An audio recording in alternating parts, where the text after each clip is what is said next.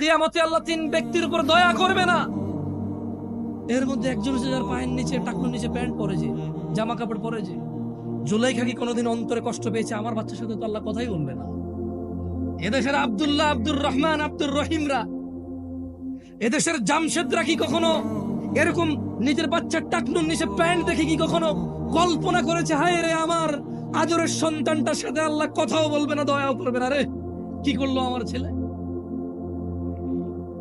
এই দেশের জামশেদরা, আব্দুল্লাহরা, আব্দুর রহমানরা, এই দেশের আব্দুল করিমরা কখনো কি নিজের ছেলেটা ফজরে ঘুমিয়ে আছে ভেবেছে যে আমার বাচ্চাটা মারা গেলে জাহান্নামে চলে যাবে সলাতের হেফাজতকারী না বলে? কোনদিন কি কল্পনা করেছে এই দেশের আব্দুল করিমরা? বলেছে? বলেন তো। ইসলাম তাহলে ওর কাছে কতটুকু পরিচিত?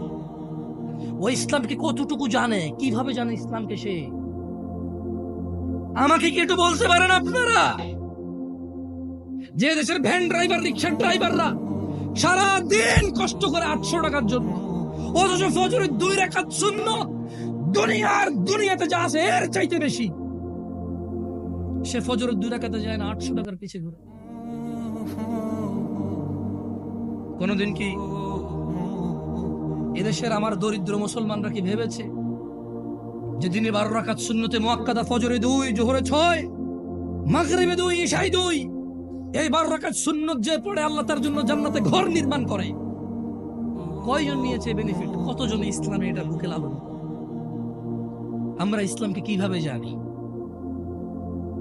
শুধু বিয়েতে কবুল আমাদের ইসলাম সম্মত, বাকি বউ যে কাপড় পরে, জামাই যে কাপড় পরে, যেখানে বসে বিয়ে হয়, যে বিয়ে পড়া, যে উকিল হয়, যে সাক্ষী হয়, সবকিছুতে ইসলাম কোথায়? মুসলমানের বিয়েতে ইসলাম কোথায়? মুসলমানের বিয়েতে ইসলাম কোথায়?